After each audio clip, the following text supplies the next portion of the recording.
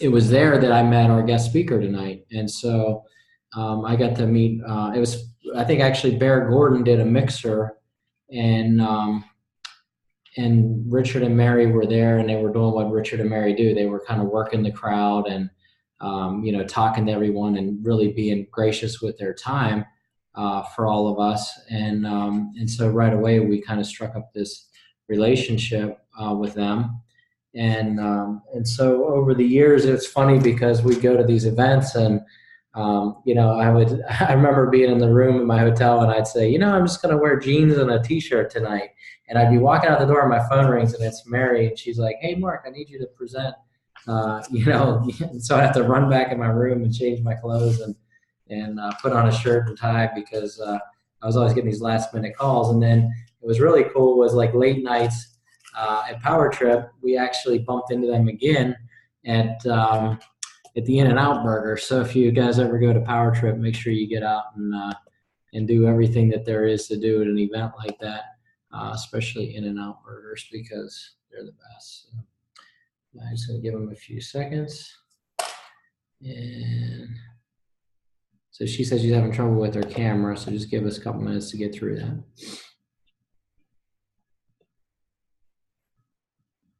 Then I want her to hear what I got to say. Mary, I got you on audio, but I don't think I have you on video. Hold on, Mark. I'm trying to, for some reason, my video camera will not work. Oh, man. I'm swapping laptops. That's okay. I can hear you, though. That's good. I just need to mute some people here. Let me go back now, get you back on. Oh, man. It's moving too quick for me. It's dial-in instead of Zoom. All right. Mute. All right, guys, if you see that you're unmuted, mute yourself. But so anyways, I'm going to go ahead and continue to Hey, Mark, I'm switching computers. It's going to show up as another computer. So I'm going to leave on this one, and I'm going to join on my daughter's laptop. Okay. I don't know why my video camera stopped working. No problem. No problem. So that was Mary Amoedo you just heard from. Let me just go over what they've done in the business. This way when she gets on, she can jump right on. So I was looking up some of their stats, 11 years in the business. And if you think about it, our company's just about 11 years old. So, I mean, here's somebody who's been in it since the very beginning. And some of the things they've done is the co-founders leadership, Pure Energy Award, the Thompson Leadership Award, multiple 5-star trips, which is really a cool thing. I always say that it's something that, we all strive for and very few people actually get to do. And they've been on multiple 5-star trips. Another thing is that they've been trainers in almost, everything. And fact is, if you ever go into your Power Zone and you watch some of the videos on Power Zone, what you'll see is, Richard and Mary in the audience at some of these, earlier events. And so that just goes to show you how long they've been on board. The most important thing is that, well, not the most important thing is, but they've also earned their yellow jacket, which means they've made more than $1 million in the business. They're national consultants, and they spearheaded the launch in Japan. And so I think that's where you are. There you are. I got you now. Awesome. So sorry about that. I had no idea why my laptop video would not engage with Zoom. We do a minimum of 2 Zoom calls a week. So I don't know why it wouldn't work. And then I grabbed my son's laptop because his was the most readily available. And I go to zoom.us and it's all in Japanese. So I can't figure out how to change it to English. That's funny. And I call my daughter, I'm like, get me your laptop. I know you're on Zoom. So anyways, the joys of being overseas, Richard's Microsoft Outlook and his Exchange server completely started frying about 2 days ago. So he's not getting emails. He's not getting anything. He was up until 4 a.m. to try to get it resolved with Microsoft, and he was back at it this morning. So he's still at it because we have to go to Tokyo in a few hours for the meeting there. So it's just a whole different ball game being here in Japan versus being in the U.S., but it's got challenges. I was up until 2 o'clock in the morning working with corporate in Dallas on stuff. which 2 o'clock in the morning is only 11 a.m. Central Standard Time. So right now it's 11:40 in the morning in Japan tomorrow. So y'all are talking into the future. So it's kind of a weird thing. So I'm just going to share a little bit of our story, but I'm going to share in a lot more detail than you're ever going to hear. And I think there's a lot of really good golden nuggets in it that we've used for training purposes as well. So, you know, when we got introduced to Ambit in 2006, Richard and I were in the mortgage business, and I had already left engineering. I was hoping to buy back some time. I loved what I did as an engineer. I made a ton of money. I worked with great people. I worked for a great company, but I worked all the time. I would get up when it was dark. I'd drop my daughter off when she was sleeping at the daycare. I'd go home and it was dark again. And some nights, if I was lucky, I got to have dinner with my daughter and Richard. And most nights, she was already getting ready for bed. So that was the lifestyle I had. So we got into the mortgage business, hoping that we could buy back some of our time. And one of the things that we found was the more successful we were in the mortgage business, the less time we had. So we grew from 1 office to 2 offices to 4 offices in 4 different states that we owned or managed. We had hundreds of loan officers who worked with us. We had processors. So all through the day, we would work with banks and our processors to manage paperwork. Evenings and weekends were spent working with clients. So it was easily 60, 70, 80 hours a week. And when our friends had approached us about Ambit, I was just, there's no way. I don't have the bandwidth for one more thing. But Richard got us started. What had really happened was we said no multiple times. And our friends were smart enough to say, hey, we met this guy in your office a few weeks ago, and I know you guys aren't interested in Ambit, but do you mind if we talk to him about Ambit? Could you introduce us? And I said, absolutely. Here's his name. Here's his number. Good luck to you. Well, a few days later, the 4 of us had dinner. John looked at Richard and said, listen, your friend's going to get started in Ambit. We think he's going to be really great. Do you want us to make all the money, or do you want to make some money too? And Richard threw down our credit card on the table. He didn't know anything about the company. He didn't know the name. He didn't know how much it cost. He just knew there was an opportunity to make money and he wasn't going to miss out. So I tell you that bit because a lot of times we stop at when somebody says no rather than getting into their ambit. Their sphere of influence is their biggest asset to you in your business. So what you want to do is when someone says no, you want to ask them, do not ask them, do you know someone that would be interested? Do not ask them, do they know somebody? What you want to ask them is, who do you know that is money motivated, who wants to make a financial change in their life? Or who do you know that is super successful and is entrepreneurial in spirit? Who do you know that has a great personality and a really strong circle of influence? So you don't want to ask, do you know anybody? Everybody knows somebody. That's the reality. But when you ask them, who do you know, they start to look in their database, into their contact list to figure out, who do I know that fits that bill? So always, always never stop. When I meet somebody about being a customer, about being a consultant, I'm going to leave that appointment or that conversation with a customer, a consultant, or a referral for a customer or a referral for a consultant. So when you have that mindset, you never run out of people to talk to. You never, ever, ever. So that's how we got started. So we signed up. That friend signed up underneath us. We did absolutely nothing. Absolutely nothing we did. And we kept going at our business and kept working the 60, 70, 80 hours a week. That one friend got busy, started building a business, started building a downline. And we would have dinners with our friends from time to time just to touch base. And that's kind of what we did. And it was social, but they would always drip on us. They would always drip on us. Hey, your team's now at 50. Your team's now at 100. And she was smart enough to put enough customers under us to get us some residual. And when I saw the residual growing, I thought, man, I think this is something I could do. And by that time, we had decided that we were going to shut down our mortgage business, because I told Richard, I'm done. I'm done with the mortgage industry. I absolutely hate the mortgage industry. I'm working even more hours now than I worked as an engineer, and I'd rather go back to engineering. So I told him, I'm done. I'm out. And he said, well, let's start another business. And Richard's an entrepreneur. I'm an engineer. I like to have a plan. So he was out trying to figure out a plan. I said, okay, well, while you're figuring out the next business for us, I'm going to dabble with this Ambit thing, because I thought, if we could make some good residual just on one person, maybe I could get 10 or 15 more people started in our business and, increase that residual. So when I went to, and our friends were smart enough to stay honest, and they just kept touching base with us, because they knew that we would be somebody who could do really well in the business. So they just kept dripping on us and dripping on us. And it happened to be that the timing was perfect, where we had time now. I was done with building my mortgage business, and I was ready for a quality of life change.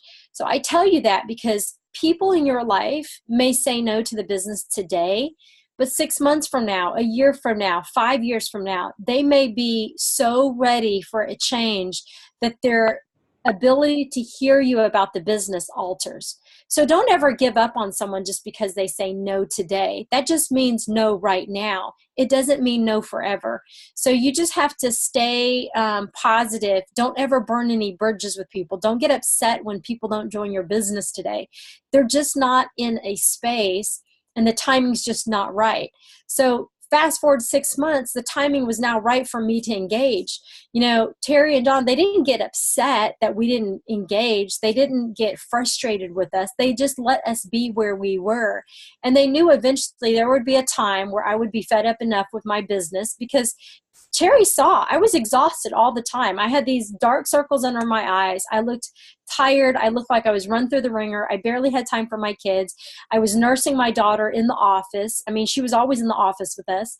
And so she knew me, and she knew eventually there would be a tipping point. So how long that tipping point would take to get there, she didn't know, but she just stayed with me. So you want to stay with people until they can get to their tipping point. And who knows when it will be? You might not ever see it, but I promise you, you stay with people long enough, you'll start to see it. So it's just that she was dripping on me.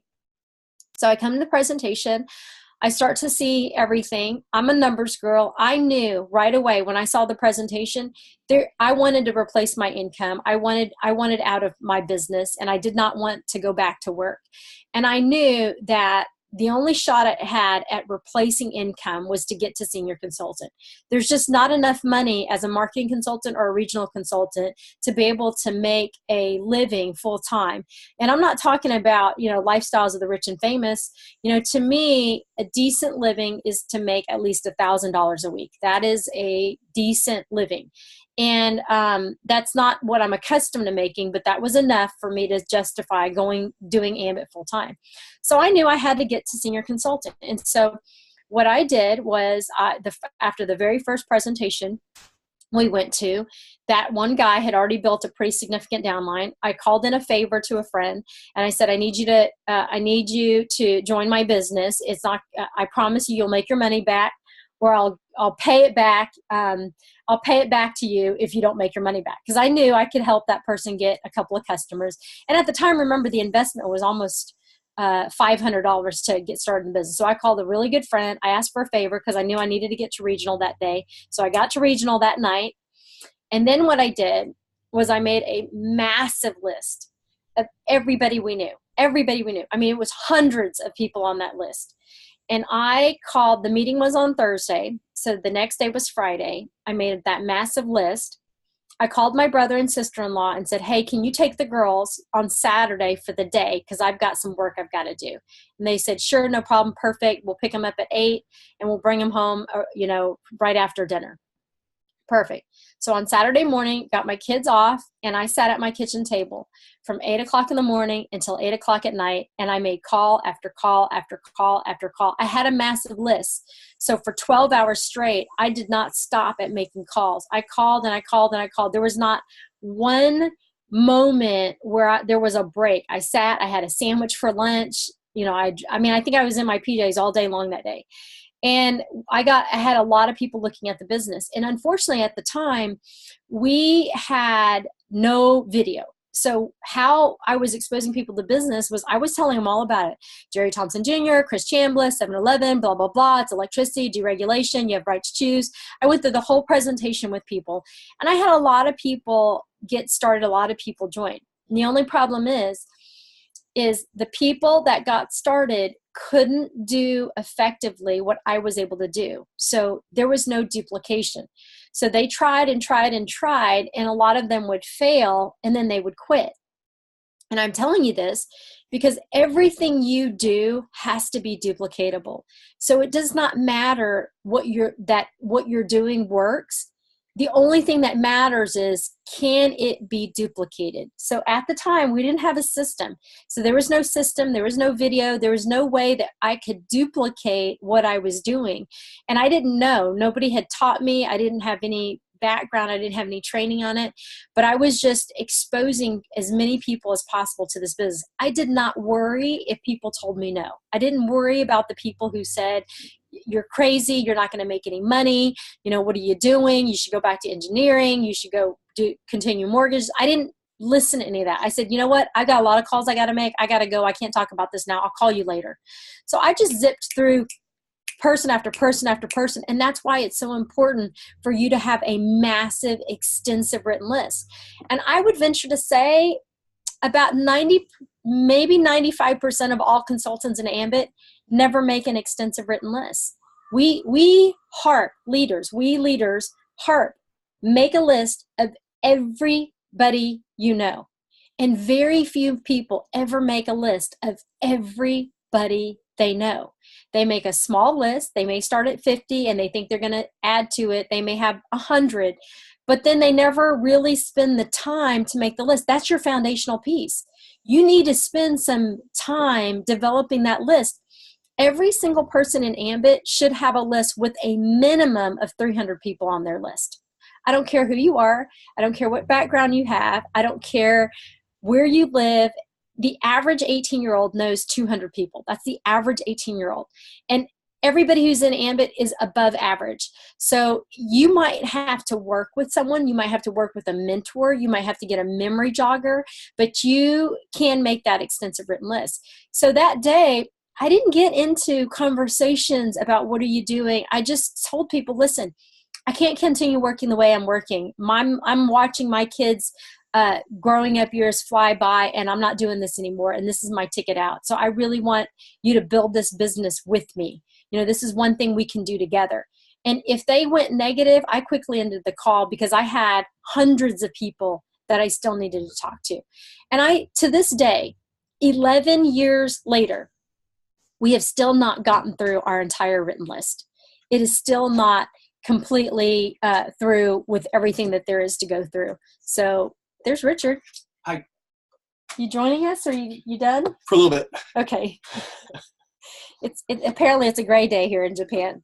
So so that day from the time we got to regional to the time we got to senior, we promoted in 16 days. We personally sponsored 14 out of the 18 people you need to get to senior. And I did that because I knew senior consultant was where the money was at. So that's where we focused our efforts, was just get to senior. And at senior, all we did was the same thing. It's just exposing the business to as many people as possible. And we never left anything unturned. So I'm just giving them extensive of our story. Oh, got it. And at that time, obviously we had a pretty good short-term goal. Mainly it was self-imposed on both of us by Mary, because she looked at me one day, she said, I want out of the mortgage business, which meant we need to get out of the mortgage business. And I think it's important that you do have short-term goals. I think probably most of y'all have a big why, and we talk about the why all the time. But sometimes that why is pretty far out there. It's like we don't tell people to focus on a yellow jacket because, that can be like watching grass grow sometimes. So you got to have those short-term goals. And Brian, I think, talks about it best, whereas your job is to get promoted through the compensation plan as quickly as possible. And which is why, as an MC, your focus should be doing whatever you got to do to get to RC. And as an RC, your job is to get to SC. as quick as possible, because at senior consultant like ourselves is where you really have an opportunity to start really whittling away. If you've got debt, you can knock that debt out. If you want to bring a spouse home, you can bring a spouse home. I mean, there's tons of senior consultants that bring a spouse home, long before they ever get to EC. So I just think that at that moment in time at senior consultant is where you can really start seeing the fruit of your labor, and you kind of feel like you probably have a business that can duplicate, because at senior consultant is where you start learning how to really create duplication and create leaders, because your next promotion, unlike your other 2 promotions, is tied towards bringing 5 people up to your level.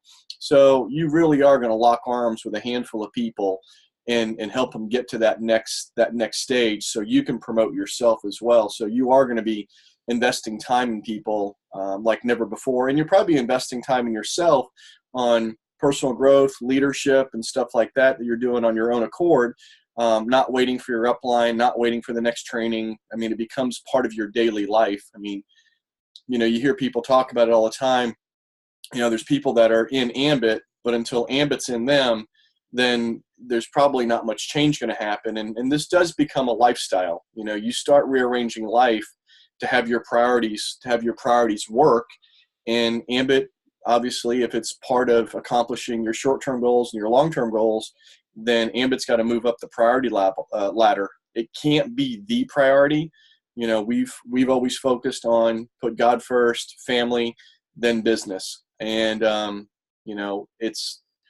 I've watched other people do it other ways around, where they put Ambit first, or they put making money first, or whatever it is. And I've always watched health and marriages and families get sacrificed along the way. And that was just something I never wanted to have happen with us. I mean, if it meant I took a year longer to get promoted, or it took us 2 years longer to hit a certain, dollar amount annually, that was fine. Because the other's priceless. Money comes and goes, but marriage and family and stuff like that, that's nothing to sacrifice. So you got to do that inside of communication with your loved ones, people that are close to you. Make sure that they're on board for the task at hand, and realizing that there's certain seasons, especially after simulcast and especially after ambition, that Ambit is going to be a deciding factor on how y'all spend your time, individually and as a family. And then you got to make priority to where you rearrange some things where you're not sacrificing health and family along the way, but it does become a main priority to move the ball forward. So, but those of you that are not senior consultants, get there as soon as you can. Partner with your upline, be in communication with them daily, find out what you can do better. I've always talked about, in a recent training that we just did, and over the years, I learned from a pastor a long time ago, and he said, your love for instruction and correction will determine how quick you get to your next level. And what people hear in that is they're like, oh, instruction and correction. Okay, great. Most people don't like correction. A lot of people don't like instruction also. They certainly don't like both of them together. But the key word there is love. It didn't say like. It said love. You've got to love instruction and love correction, and that will help you get to that next level. And I think some people, they want to get the instruction, but they don't want to get the correction. And sometimes coaching works, and coaching's more of an encouragement. Coaching's more of, well, try it this way, try this on. Correction is, stop doing that, do this. It's a lot more blunt. And a lot of times in our businesses, that is what we need to hear. What you're doing is wrong. We sometimes focus too much on kid gloving and the positive touch and this, that, and the other. And sometimes it just needs to be cut off. That is not working in your business. Stop doing it. Do this. And we've got to be able to hear those kinds of things, because whatever you can't hear from your upline, your downline will not be able to hear from you. Your downline is going to be a reflection of how you're approaching the business. And sometimes you are 9 times out of 10, it's certainly been the case for us. We've been the fastest growing in our organization. And we've outlasted our upline, we've outlasted our downline, and I plan on continuing to do that. So, you need to take the position that you're where it all stops. It starts with you and it ends with you, but that doesn't mean you don't partner. You partner with upline, you partner with crossline, and then you find people that you can invest time into in your business and your downline that's going to help raise all the ships, not just your own. So pinging a little bit off of some of the stuff that Richard said, one of the things that I think is the secret to our success that we've done really well, that Mark and Christina do exceptionally well, that I would say and assert that all the high-performing leaders do well, is that we are really coachable and we're hungry to learn and get better in the business. So anytime Richard and I are around people who have more experience than us, or even the same experience as we are, who are doing things well in the business, we are a sponge for learning. We are always looking for, how can we learn from this person? What are they doing differently than we are that we can do better? You know, one of the things I remember working with Kim Mason for the first time, and I was just watching her. I study leaders all the time. I watch leaders. I watch how their team interacts with them. I watch how they interact with their team. And I try to figure out what is their secret sauce, or what is it that makes them so unique. And I was watching Kim, and I was looking at her and thinking, wow, her people really love her. Like, they really love her. My people don't love me like that. And I just started to look like, what's different between me and Kim? And I noticed she smiles all the time. Like, she just smiles, like she just beams. And so I really took it on as a practice to smile more. Like, it seems so silly and so small, but boy, it made a huge difference in how people, like, really experienced me. So there's always something that you can learn from other people. And when you become a student in this business, an ongoing learner, like, we may be nationals with yellow jackets, we have not arrived. We are nowhere close to where we want to be in the business. And, Richard talks about prioritizing ambit. I have this theory that there are times where your ambit business is going to come before your family. And that is not really your business coming before your family, because the reality is, for, I would say, the vast majority of us, if it wasn't for our family, would you really be building your ambit business?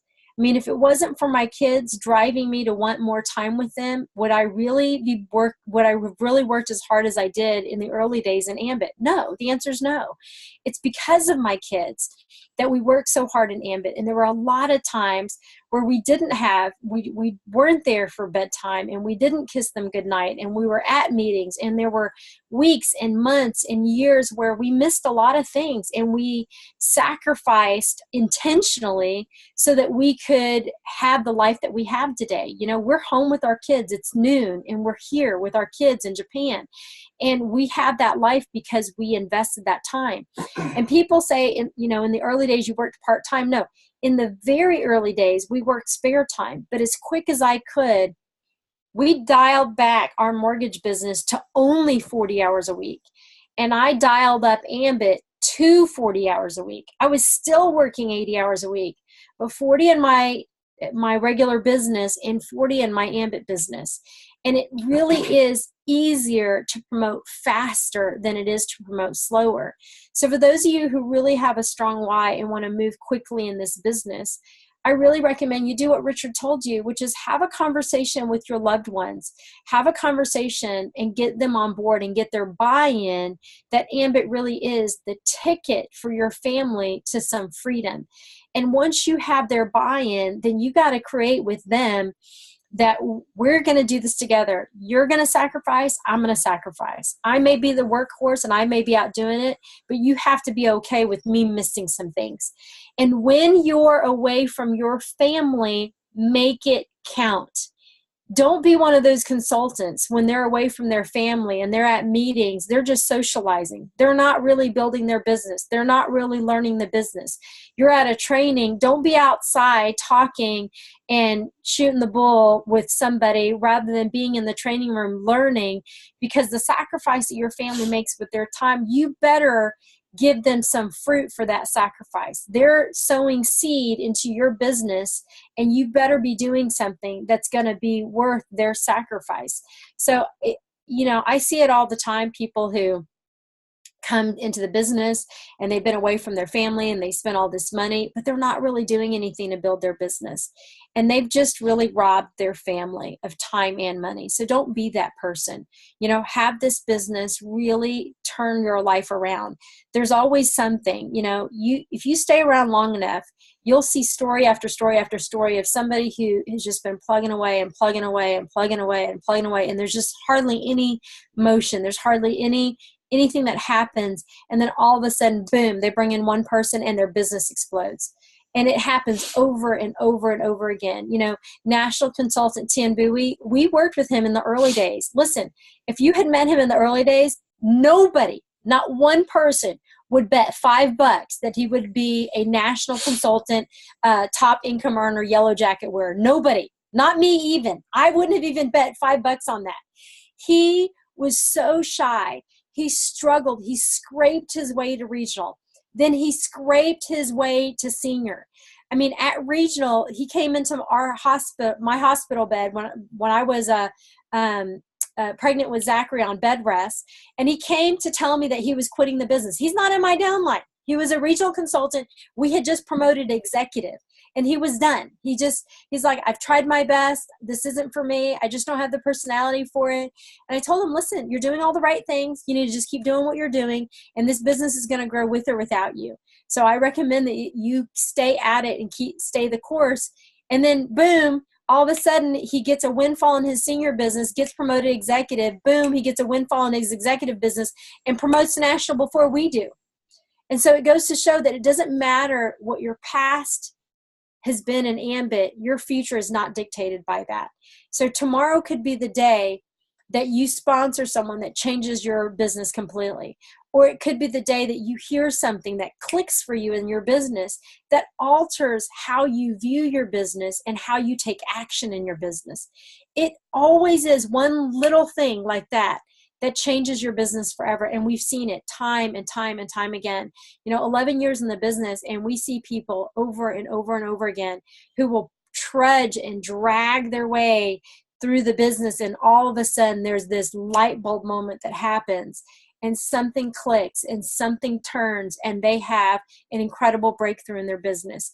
And if it can happen for them, why can't it happen for you? Why can't it happen for any of us?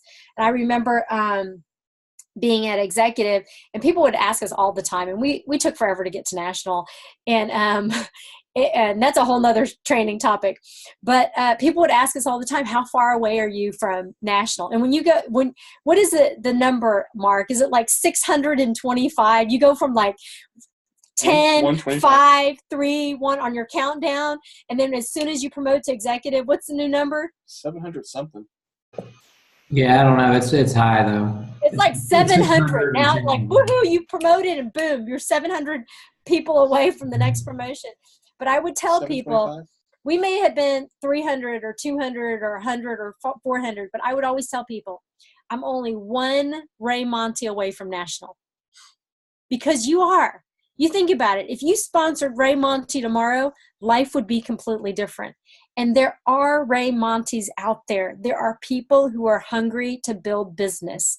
There are other Mark and Christinas out there. There are other Mary and Richards out there. There are other Kim and Jims out there. There are other Kirk Horans out there. There are other people out there hungry to build a business that they didn't know network marketing was going to be their ticket to success.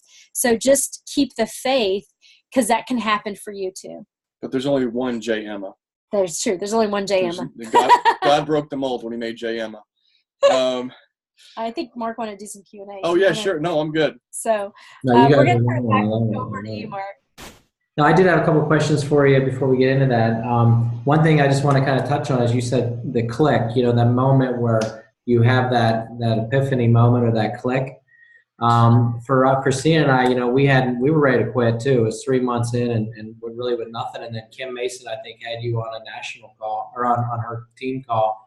And you said something that hit me. It was about the three frogs on a log and or something like that. And somebody decided to jump and then he said, how many are left? And the answer was, because I'm going, oh yeah, they all jumped off. And then you were like, no, they're all still on the log. Because just because they decided to do something doesn't mean that they actually did it. And that woke us up. I mean, literally that was part of that, coming where everything started coming together for us. And then, we really took off. My first question I have is Chris and Jerry. You guys know them on a personal level. You've been here since pretty much the beginning. Now you're over in Japan, working really, hand in hand with Chris. Talk to us about the leadership of this company. We've gone through, lots of iterations. When Ambit started, the first 5 years was fast and furious, and it was a startup in every sense of the word. And, whether it be, take this chair. Okay, sorry. We were sharing a chair here. So, whether it was system changes, working out kinks here and there, opening up new markets, there was just a lot of things that, they were, in a learning curve, and that team was learning to grow and develop together. And, as field consultants, you're kind of at the effect of some of that. So you've got to learn how to partner with corporate and not be the complainer, but be the partner in, hey, this is what I'm seeing in the field. Can we make this better?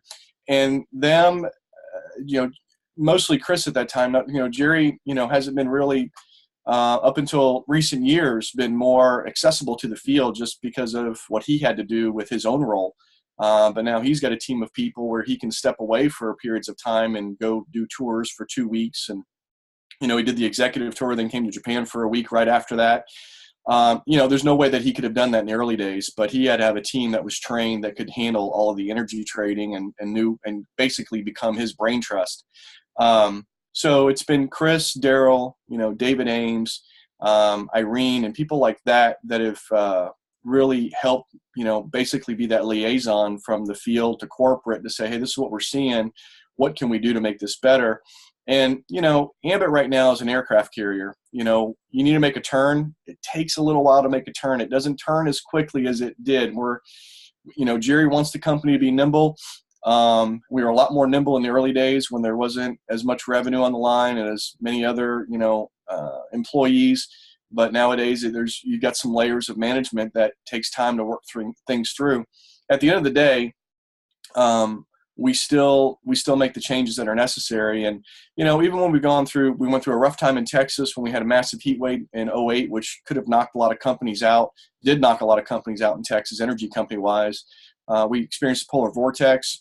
I guess we had a mini polar vortex this year. We knew it was coming. We were prepared for it. I don't think anyone's really had any major sufferings around that because of how we were prepared for it. So, I think what I can tell you about our leaders is that in good times and bad times, they've been the same men. And in the bad times, from time to time, we'll get calls from other leaders, questioning, the sustainability of the company or, questioning the opportunity or whatever it is because they're being confronted by their own concerns or issues. And I always tell them, I said, listen, when I'm on an airplane and we're hitting turbulence, I don't get scared. I might get a little queasy. I've never gotten to the point where I had to actually use that bag that's in that front pouch. But I've always known that the pilot wants to get that plane on the ground as bad as I want it to be on the ground. And, Jerry and Chris are doing the same thing.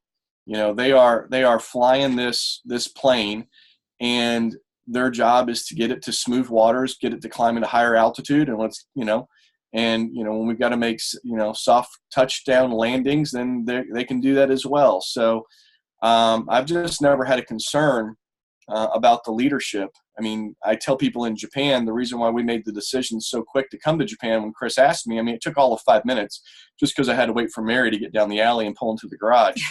I didn't want her to run into the neighbor's fence. Was because of my experience with the leadership. It's one thing to have a good opportunity that you can make money with. The only thing that's going to have that be sustainable is the leadership.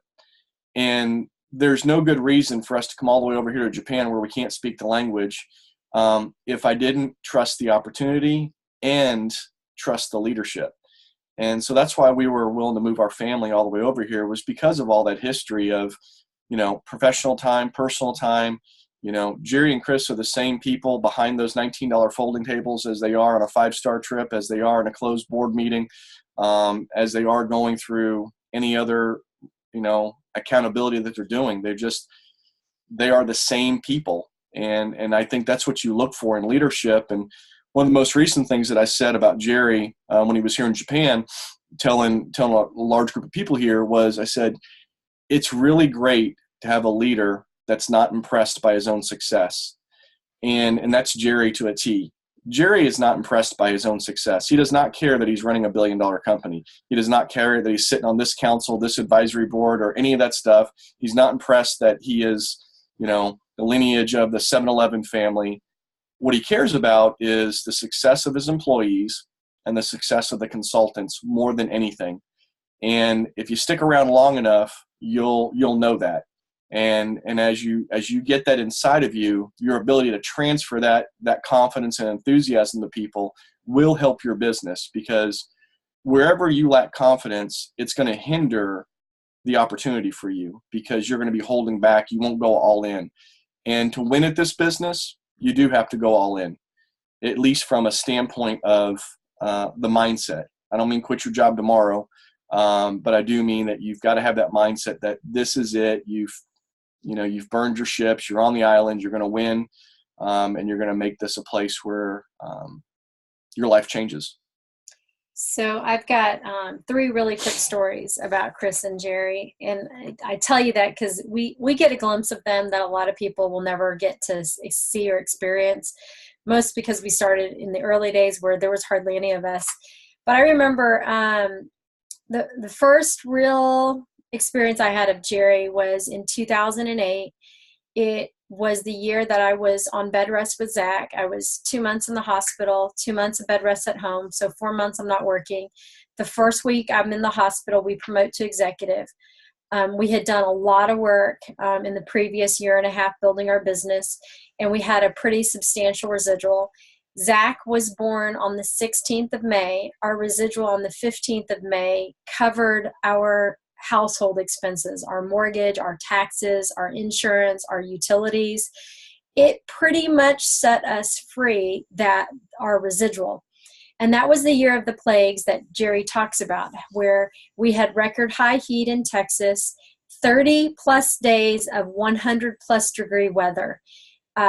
Electric rates were through the roof, so our customers had ridiculous electric bills.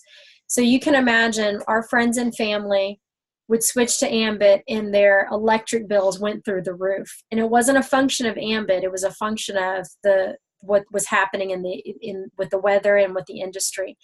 And so we got some really ugly text messages and conversations, and my sister chewed me out and quit the business and canceled her account and all sorts of stuff. And at the end of that summer, we were at Ambition, and I was asked to share our story, and I was really considering not coming back to work. Like, I did not need to be lifestyles of the rich and famous. I just wanted some freedom to be able to have some breathing room so that I could be at home with my kids. That's all I really wanted. And so I'm backstage, I'm nursing Zachary. Jerry walks up, he says, "Hey, can I get you some water? Congratulations." I said, "Hey, listen, I heard through the grapevine that you're considering not coming back to work. And I just want you to know that we love having you in the field. But if you decide to stay at home with your kids, I just want you to know we're really happy for you, because you got what you came here for." And I just was so blown away by that conversation, that he cared more about me than his business. And he cared more about our family, because it really was just what Richard said. He is way more concerned about our family than about his business.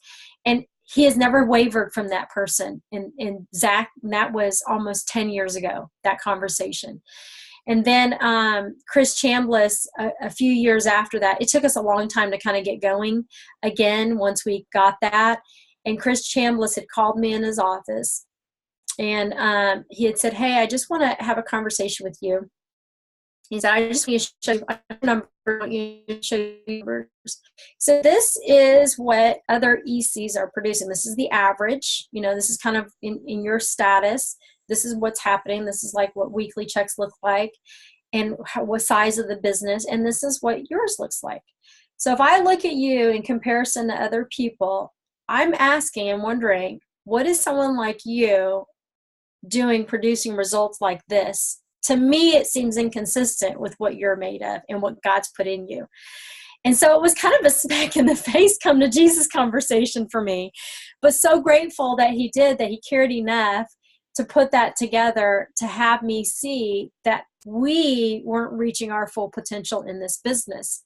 And that's where we really went really back to work, is after that conversation was really with Chris. And then when we were asked to go to Japan, I remember speaking to Chris, and he was on speakerphone. We were in Richard's office, and I was ready to say yes. I was ready to say yes, but I'm kind of a mover, like, let's go. And I'm not thinking about the ramifications of that, right? I'm not thinking of, oh my gosh, what if my kids hate it? What if we hate it? What if this? What if that? What if it doesn't go well?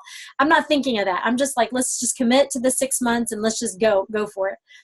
Well, Chris had said, listen, if you guys get there and your kids hate it, or you hate it, or it's not working, we will move you right back to Texas, no questions asked. I mean, they really are about a win-win situation for us. So it just gave us the utmost confidence that the company, time and time again, have really said, it's about you guys. It's about you and your family and your future. And I'm telling you these stories because it's not anything special about me and Richard. Each one of you, they view you the same way. They see you, they see their families, they see your families, they don't see a number of a consultant. They see a person and their family and their children and their grandchildren and their future great-grandchildren. I mean, people ask all the time, what if they sell the company? Listen, if they ever sell the company, I know Chris and Jerry, they're going to make sure we're all taken care of. They're going to make sure of all of that. I don't ever have any concern about that because they're incredible men of integrity. So that's a really long answer to your really short question, Mark. I gotta touch on that so it doesn't leave any questions. So, twice a year, power trip happens. Chris and Jerry are there. Sometimes Chris isn't there or Jerry's not there. John steps in, whatever. But, 9 times out of 10, they're both there. And they, on Friday night, what's really great about it is they take open questions, unfiltered, unscripted, no attorneys present. They just kind of give it right off the cuff. And they can do that because they're a private company. Most publicly traded companies would have go through an attorney first and then scripted, all that stuff. Unless you're Warren Buffett, he does the exact same thing. But Jerry and Chris have done that from day one. And every power trip since day one, the number one question is, when are you going public? And the answer has been the same every time up until recently. And the answer was, we're not going public. We've both been a part of publicly traded companies. Our wives won't let us, so we're not going public. And then up until recently, Chris answered that a little bit differently. Once on a national call, and then once at the recent power trip. And he said, listen, we're not going public. We have no intention of selling the company. When we started Ambit, we did not create an exit strategy. We planned on running this for as long as we possibly could. Ambit has been, a great cash flow for us personally. And if we sell the company, more than likely, I have to turn my money over to somebody else who makes a lot less than me to figure out how to invest it. Well, the best investment for me, Chris Chambliss, is to put my money in Ambit because that's what's been winning all these years. So, that question to me doesn't even exist or sit on the radar because they're both looking at this. We're running this until we can't run it, and we are creating a successor team that will be there and will provide oversight. Because at some point in time, I don't picture Jerry's going in the office at 75 or 80 years old, but maybe he will. But that's still another 15 some odd years from now. So Jerry's a young 61-year-old man and probably healthier than most 25-year-olds. So, the sustainability of this company is dead smack right on. Yeah, that's awesome. I mean, we've had some personal time with them as well, and I just love their faith and kind of the direction that they take this company. But that leads me to my next question I have is, I heard a guy speaking the other night, and he said that, God will give us people to follow. And if we're not following somebody, it's a very dangerous place to be. And so, I know that you follow, some mentors in this business. So talk about some of your mentors, not just like Brian McClure. I know that you guys are close with him, but also Keith Craft and different people like that that pour into your life. How that mentorship shapes you and why it's important to have a mentor. Well, I think in the business, learning the skills of the business, you got to have somebody that is got your best interest at heart. Hopefully that person is in your upline. Sometimes it's not. Either way, it doesn't matter. You got the same tools, same access to the opportunity as anybody else. You just got to go hunt and peck and find what you need there. Outside mentorship, whether depending on what your spiritual background is or, whatever it is, your personal growth desires are, having 1, 2, or 3 people that you can really rely on. And I think at this stage for me, I've really kind of focused on having a core group of guys that I can rely on that can kind of maybe they're not scared to say you're doing something wrong or, they're willing to challenge me. I think it's important. I've been a part of some pretty strong men's groups, men's ministries that where I've experienced that. We've done a ton of personal growth and leadership programs where we've had that. So I think every season has kind of brought new mentors into our lives, and we've always looked to kind of push to that next level. And it's really, really hard to get to that next level without somebody challenging you, without somebody that's encouraging you, because, we're in our head 24/7. And sometimes it's not always giving us the best information. So we do need people to help us sort that out and make sure that we're on track. So, but yeah, from, there's mentors of mine that I'll never meet. There's great authors that I follow that I think have always caused me to have thought-provoking ideas, whether it be Malcolm Gladwell, Tim Ferriss, even John Maxwell, who we got to work with a couple of different times personally through Ambit. And, I think it's just important that you have what's the word I'm looking for? You have that you dive in enough with an author or a person or a trainer that you get as much as their DNA as possible. What I think the big mistake people do is, like, I've heard people say, I'm going to read 50 books this year. And at the end of the year, if I asked you about one of those books, you've retained basically nothing because all you've done is consumed them. I'd be more impressed if it's like, hey, I read 4 books this year and I read each one of them 2 times. That means you're studying something versus consuming. And I think that's important. People consume versus study. They don't have a chance to really practice any of it and get good at what they're trying to give you. So I think it's really important that you dive in with that information or with those people, so you really get as much as possible. And in today's day and age, there's 10,000 people out there that are promoting X, Y, and Z. So you just got to just trust if you can't trust yourself on which one to choose or follow, then ask someone you do trust, and they'll probably give you at least 2 or 3 that you can dive into and kind of really focus on that. Yeah, I can't stress enough how much personal growth and development is key in your business. We are in the people business. And so the better you are at dealing and being with people, the better you're going to be and more effective you are in this business. So, yes, absolutely. We've loved spending time with Brian. But really with Brian, there was a lot of people that we've learned from in the business, a lot of people who really know how to build an Ambit business. Well, what always gravitated us to Brian was we had similar core values. What was important to Brian and what was important to us was a match. So we knitted our hearts to his over time, because we knew that how he lives his life is similar to how we want to live our life. Now, do we do everything the same? No, we don't have the same, DNA as Brian, but at the core of our being, we're very similar in what's important to us and how we want to give back to our communities and how we want to serve. So it's always, you never choose who follows you, but you always choose who you follow. So be wise in who you follow and gravitate towards. You may not have one-on-one interactions with them, but there's other ways that you can get their DNA, just like what Richard said, is consume, don't just consume books, but study them. I have a top 5 list of books that I read and reread. I mean, there's some seasons where I'm rereading these books. They're just like my go-to books, and I'll send those to you, Mark, if you want to send them out. But there might be some go-to books for you. And I have lots of friends that are voracious readers. So there's times where I'm stuck in an area. I'm like, what book would you recommend? And then obviously our pastor, Keith Craft, and spending time in our church.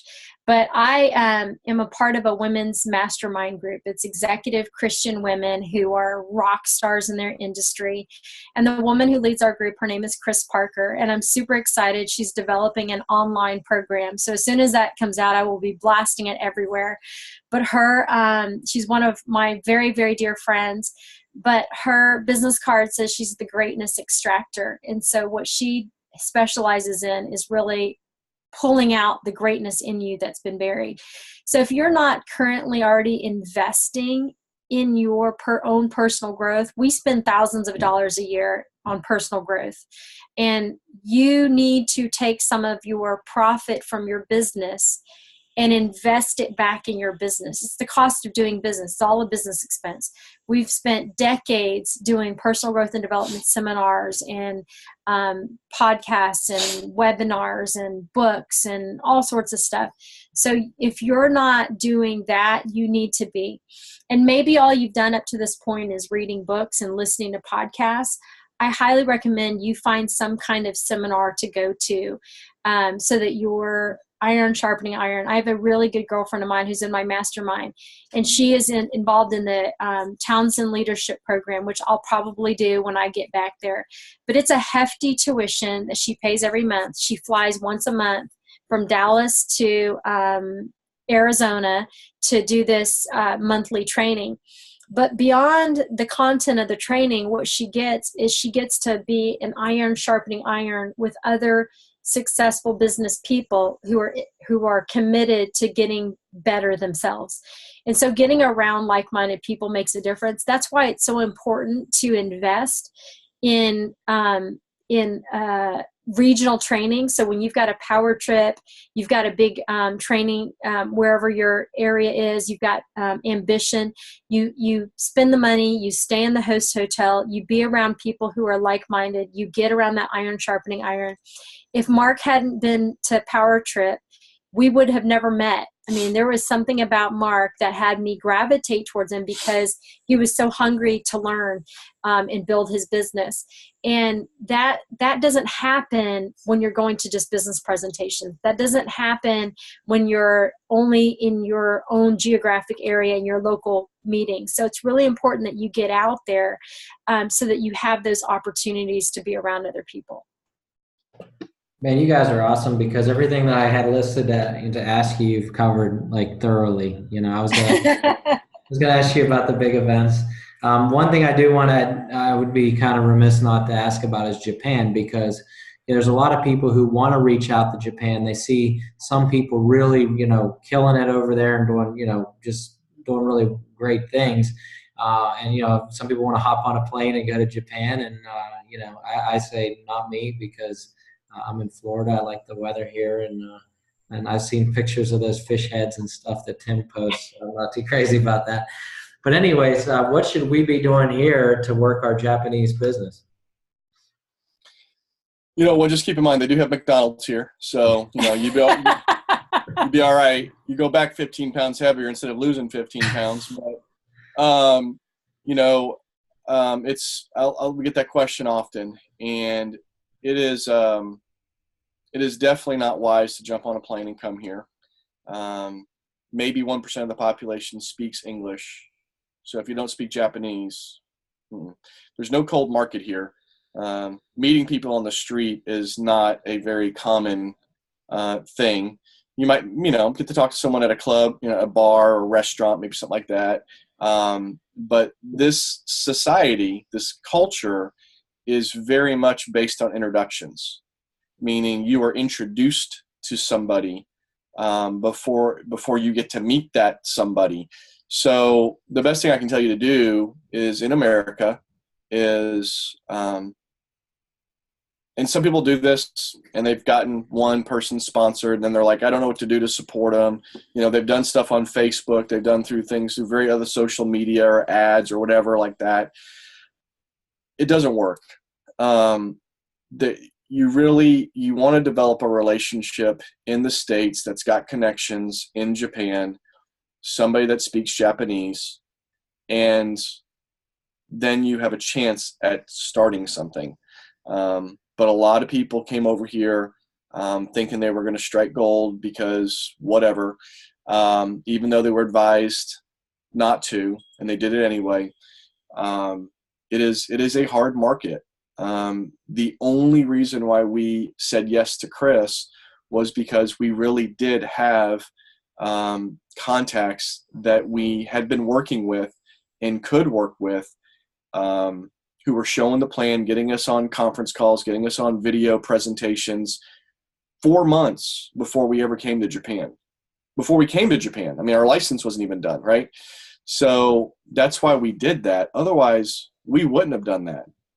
And the reality is, our strongest prospects who we thought we would hit the jackpot with here in Japan didn't do anything. They completely fizzled out. People who had incredible influence, incredible contacts. We're talking people who had hundreds of friends on Facebook that were Japanese, who had been living in Japan for over 10 years. a decade, who had just moved back to the US, that kind of stuff. And they just didn't pan out to anything. You know, if you want to hop on a plane and come to Japan, hop on a plane and come to Japan, but don't hop on a plane coming to Japan thinking you're going to build a business, because you cannot cold market prospect here. It's not like the US. If you haven't done everything in your business to build your business in your own backyard, don't think you're going to do that in Japan. You know, if we weren't living here right now and where we are, what I would be focused on right now today is I'd be recruiting like crazy in Texas. I'd be going back to my written list. I'd make sure I would go make a new, the day we move back to Texas, what I'm going to do is I'm going to make a brand new thorough written list of everybody I know, and I'm going to categorize it. Who do I know that lives the closest to me? And I'm going to start showing the plan. And I'm going to go back to the people who I talked to 10 years ago that never joined the business. And I'm going to ask them, is it a good time to revisit Ambit? You know, would you take a fresh look at it? I mean, Brian always said, work locally, think globally. So you got to work in your local geographic market in your own backyard. Trust me, it is a difficult business here in Japan. It is a whole different ball game. And when you cannot speak the language, it makes it infinitely more difficult. So if you haven't exhausted everything that you know to do in your own backyard, don't waste your time coming to Japan. You know, you've got to exhaust everything that you know to do. And I'm not saying ignore Japan. There might be opportunities for you to grow that area, but how we've always grown our business, and we've seen every market expansion in Ambit. We were involved in Ambit when it was only Texas. And so we've seen it expand in every geographic area. We never ran to the new market. We didn't run to Canada. We didn't run to Ohio. We just kept working where we are. And as our business took us there, we would go there. We didn't focus on building there. We just had a natural progression out of our business. So have it be a natural progression, but focus in your own backyard. You know, there's no need to come to Japan just to build business. Now, if you've always had a dream of coming to Japan, come to Japan. Come, and it's beautiful. The people are precious. It's super clean. It's super safe. Cherry blossom season is about to be upon us. I can't wait for that. But don't come here thinking you're just going to cold market prospect. It's just not going to happen. I mean, if you really want a cold market prospect, go somewhere you can speak the language. That's my recommendation. I'll leave you with one last thing. So I got to jump on an IT call with Microsoft to handle something critical that I've been dealing with. I told them already. I was up till 3:15 a.m. last night trying to get it fixed. Is don't ever get jealous. Don't ever compare yourself to another Ambit consultant. 9 times out of 10, you don't know the whole story. Everyone always puts their best avatar forward. At the end of the day, it's about what's going into your bank account. What are you producing? And it's about your ability to move, adapt, grow, and develop other leaders. So bottom line is, just look in the mirror and just ask yourself, am I doing all that I can do? Where am I strong? Where am I weak? Is there anything in my weaknesses that I need to, get coaching on or grow? I mean, John will say, always focus on your strengths. Don't try to make your weakness strong. Well, sometimes your weaknesses need to be removed. So that's one thing to consider. But you gotta focus on, what do you have to do to grow yourself in this business? And your best impact you're going to have on your business is wherever your contacts currently are, and develop that network and expand that network. We are in relationship marketing. I don't care when I sit down to talk to somebody if they join my business. Would I like them to? Sure. I don't care. What I do care is where that conversation leads, because they might lead me to their uncle, and their uncle joins the business, and this guy that I just sat down talking to doesn't join the business. I don't care. I focus on the yeses. So my job is to have a conversation lead me to a yes, whether it's that person, the third person, the fifth person, the 10th person that I get introduced to. That's my job. And maybe one of those people ends up being somebody that's got strong ties to Canada or Illinois or Pennsylvania or Japan. But I'm not going to chase a market. I'm not going to chase a market. Yeah, that's what we've been doing here in Florida, because it's like, the whole world comes to Florida, so there's no point in me going to the whole world. Absolutely. I know you got to jump on your call. Do you have time for a question? If I get some people to come on, Richard, you got to go, right? Yeah, you can stay. I gotta go. Bye, guys. Love y'all. Go make it happen. All right. Thanks, guys. Thanks, Richard. All right, so I don't want to keep these guys on here all night or all day in their instance. Does anybody have a question? Raise your hand, and we'll see. Make it a good one. Christina, was that you? Christina has one. Let me unmute you. Go ahead, honey. Oh, I didn't have a question, but hi, Mary. Thank you so much for coming on, and it's such a blessing to see you guys, and we just appreciate your time, and hi to the kids too. So how they doing? They're doing good. They're actually, we're about to start our Japanese lessons in 20 minutes. We have a tutor who comes to our apartment twice a week. And so Zachary now went from, he was doing a 30-minute lesson and everybody was doing an hour lesson, and he has freaking surpassed all of us. Wow. He's so one of the alphabets they have here is kanji, which is the most difficult. There's like over 2,000 characters. It's ridiculous. Like I can't even wrap my brain around it. But he's the congenius. That's what I do call him. So finding gifts and talents that you didn't know about until moving there. Yeah. Oh, that's good. So when you headed back to the States? We come back in May for for a little bit. My goddaughter and niece is graduating from law school. But we booked our flights, not realizing that we've got a big event on 5/26, which is our 1-year anniversary here in Japan. So we've got a big event in Tokyo. So we'll be back for that. And then, of course, we will be back for Ambition. Couldn't miss that at all. So I look forward to meeting all of you guys at Ambition. So when you see us, make sure you introduce yourself and say, hey, I was on Mark and Christina's call. We were on that Zoom call when you were in Japan. But I love meeting people that we hadn't met before, that we've met through just from conference calls. So it's always fun. And I was trying to get Gianni down for bed, but I wanted to Mark to thank you, because it was the conversation when I called you and said, how are we going to communicate with our Ambit family while we're in Florida? And it was Zoom. So if it wasn't for you getting us started on Zoom, we wouldn't have the team growing the way they are on this call. So thank you so much. So we appreciate that. And is there any? Yeah, you're welcome. It's always. Okay. Is there any what? Oh, is there any other questions or any other things that you and Richard are thinking about, like as nationals, that you have goals set, being a national? What do you think about, is it where your focus is now? Well, our focus, definitely since being in Japan, we got to get out of these stinking yellow jackets and get the purple, because the yellow jackets are not easy to travel with. They wrinkle when you look at them. The purple jackets are indestructible. So it was just really a function of that. But really, our focus has really been on our team. Just there's people on our team who really want to get financially free. So we're working with them on that.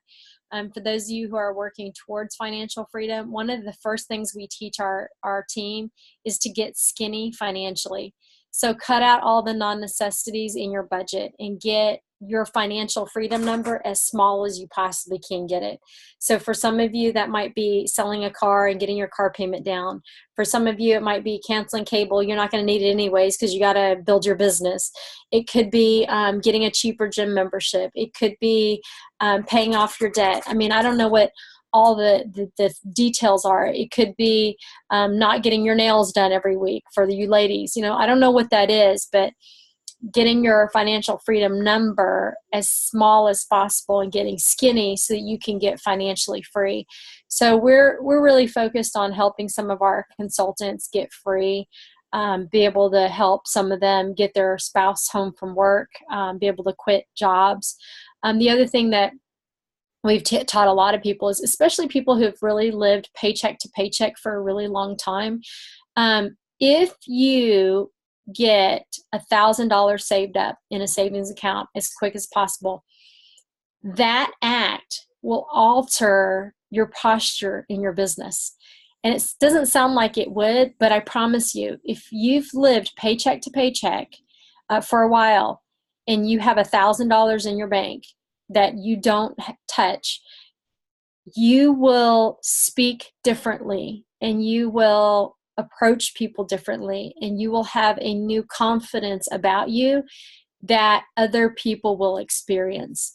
So maybe $1,000 seems too high. There's a couple that we're working with that $1,000 was a lot. And I said, just get $300 in the bank. Just do what you can to get $300, save wherever you can, then get to $500. Well, they had just gotten to $500, and I had asked them, and the next goal was 1,000. I said, how's it going? They're like, well, we had something with our car and we had to get it fixed. So we're down to, $250 now. But I said, and how did that feel when you had the money to go and get your car fixed? They said it was so awesome. It was so awesome. And so those little things, what we're focusing on is not just teaching people about building a business, but really having a lifestyle that works. Because at the end of the day, it really is about your lifestyle. Our team name is Ambit DNA, and the DNA stands for Designing New Atmospheres. And it really is about designing an atmosphere in your life, in your home, that you want to live inside of. You get to be the thermostat instead of the thermometer. You get to dictate the experience that's around you rather than being dictated by what's given to you. So it's just really altering, your experience of life. And it's the small decisions every day. Darren Hardy wrote a book years ago called The Compound Effect. And it's the little decisions you make on a day-to-day basis that have a compounding effect on your life and on your business. It's okay if you eat the brownie. It's not okay if you eat the brownie every single day for the next year, right? It's okay if you skip the business presentation this week. It's not okay if you skip the business presentation for the next 3 months, right? It's okay if you miss the team call tonight. It's not okay if you miss the team call for the next three weeks. So everything you do, every choice you make may or may not have a compounding effect, but you do it long enough, it does have an effect. Even on the same thing, it's not a big deal if you don't go to Starbucks today and you save that $5. It's a big deal if you quit going to Starbucks and you save $5 Monday through Friday for months. That's a big deal. And so look at the small decisions that you make and see where you can alter that one decision to have a compounding effect in your favor that's going to forward something that you're up to. And it may take some time. And for some people who are like immediate gratification, it's hard to, watch that. But I promise you that muscle, that habit will pay you back in spades. That's awesome. Thank you so much, Mary. You're I don't know welcome. anybody else. Mark. All right, yeah, come back. All right. Well, let me just double check. Does anybody else have any questions before I let Mary go? Let me see. I don't see any hands going up. All right, guys. Well, I do appreciate you coming on, Mary, and tell Richard that we appreciate him too, and you taking time out of your busy day to be on here with us. And Well, I think we have one question from Alvin. oh, Alvin's got a question. There we go. Good. Good.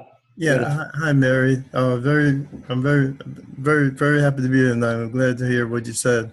One question: you mentioned the market is not available in Japan, not very good, I should say. What about Korea? I didn't say the market isn't good in Japan. It's just different. Oh, I'm sorry. Well, that So, wouldn't be a good idea. different. Right? It was hard to do. Okay. Yeah, I mean, if you don't speak Japanese, Yeah. it Okay. makes it very difficult to build here. So. Okay. It doesn't make sense for anybody to come here to try to build in the cold market when you don't speak Japanese. Now, if you're fluent Japanese, come on, right? It's still difficult because the culture is very reserved here. So Yes. you're not going to break the ice and find out about somebody's life in 5 minutes. It's not going to happen. Right. It takes a long time to develop a relationship here where you can get in with somebody to have that. I don't know anything about Korea. It doesn't matter. We're not in Korea, and Korea is not deregulated, so it's irrelevant. Oh, okay. That ends that then. Yeah. I have some experience. Well, I have some experience with Korea, but if it's not regulated, it doesn't matter. Okay. No, it's irrelevant. And Okay. so really, it doesn't, even the countries that are deregulated, it's all irrelevant right now. You can make lists of people you know, but until Ambit goes there, it doesn't really matter. Okay. I mean, there are states that are deregulated in the U.S., but it doesn't really matter that they're deregulated because if Ambit's not in there, we're not in there. Yeah. Okay. But you can build contacts. Like we know a lot of people in Australia, which they are deregulated. We know a lot of people, in other countries, and we're meeting people in other countries, and we're just notating it. We're not focused on it. Our focus is where we are right now. So wherever you live, that's where I would focus your efforts. Okay. All right. Thank you. Yeah, you're welcome. All right, so one last call here. Going once. Going twice. You see hands up. Mason, do you have a question? Let me see. Mason. Mason, do you have a question? No? Just waving at us? She's just waving at us. All right, good. All right, well, let's just wrap it up then. Well, I do appreciate your time. It's funny because, we get on a roll here. Next thing you know, you've been on here for 2 hours or whatever. But like I said, like Christina said, I just want to second the fact that, if it wasn't for your suggestion, we would have never found this format. And it's going to, really revolutionize the way we do business. Because I think about like when I joined Ambit, we were in 6 states, and now it's, 3 countries, and we can't do things the way we used to do it and expect the same results. We have to adapt. So thank you so much for pouring into our life, and also for always being there. It's, you wonder why people do what they do, and you have no connection to our team. You make no money by being on here, no financial, gain, but yet you'll still take the time to help us. And, it's just, we really appreciate everything you do for us. So with that being said, do you have any closing remarks that you would like to leave us with before you go? Well, I'll tell you, we do this because we had so many other leaders do it for us too, where they didn't have any financial gain and they poured into us, and we just pay it forward. But you guys, with Mark and Christina and with Jim and Kim, you have some of the most incredible leadership. We didn't have that leadership. We didn't have a strong upline. We didn't have someone who had a financial interest in us to help us build our business. We had great people pour into us, and they're great people, and they would pour into you whether they were financially vested or not. But the fact that they're financially vested in you and your success, and they get paid well to help you succeed, you guys on their team, you guys should be blowing up their phones. You should keep them busy. You should keep them hopping. You should be talking to them every day. figuring out how to get your business going, taking action. Whatever they tell you to do, just do it. You know, if they say go call 5 people today, go call 5 people today. Whatever it is that they're asking you to do, it's for your good and for your benefit. So if you've got such strong leaders, take full advantage of that. You know, I always tell people, you don't have to have a strong upline to be successful in this business. You really don't. But if you do, that's when magic happens. I mean, having a strong upline and someone who really is willing to take action and grow their business, that's a magic formula. That is where magic happens, you know, when you've got that combination. And Mark and Christina and Kim and Jim are incredible leaders. That's there. You got to ask yourself, am I going to bring the coachable, hungry to learn, consultant willing to take action to the mix? Because that's all that you have to bring. The other piece is already there. And so you guys should, I just want to tell you, you should feel very fortunate that you're on their team, because not everybody has a great, strong upline who really cares about them. And so you guys have some of the best. So really, really, I just urge y'all to utilize them. Just utilize them to help you grow your business, because they want you to succeed. They may be in Florida and not in the same area, but they're only a phone call away. I mean, I'm on the other side of the world from you. It's daytime. I mean, it's light outside. And know that technology is so awesome that you don't ever let that stop you from reaching out to them. You know, we sponsored our next door neighbor in Texas, and we never saw him. He'd call us to get coaching. You know, he didn't come over to get coaching. He called, and he's next door. You can't get much closer than that. But, you know, I just hope to see a lot of you guys promoting very quickly. But the moment you decide that this is it for you, magic will happen. I mean, just the miraculous things will happen for you. So I look forward to seeing you guys. And I know Mark and Christina, I love them dearly. I love you guys. And give Gianni a big hug from me, though he won't know who I am because he was always scared of me. But we'll see you guys soon at Ambition. All right. Did you ever buy a pasta maker? I never did, but if you come back, I will buy a pasta maker because I have no use for one. Well, you can always put Play-Doh in it. All right. Thanks, Mary. Have a good night. All right. We'll talk to y'all soon. Yeah. Bye. All right, Mary. Thank you. Thank you, Mary. Thanks, Mary. Thank you. Thank you. Hey, John. Mark, hey, Christina. I'm coming to Florida on Friday. Woo! Thanks, Mark and Christina. Good night. Gonna see a grandbaby. Yeah, I want some pictures. I'll get some. All right. How much does he weigh now? I don't know. Oh, you need to have those stats. I know. I'll get them this week. All right, I want some pictures. Okay, good night, Mark. Thanks a lot. All right. Bye. Good call, guys. We'll see you. Okay, Yeah. Thanks again. God bless everybody. Bye.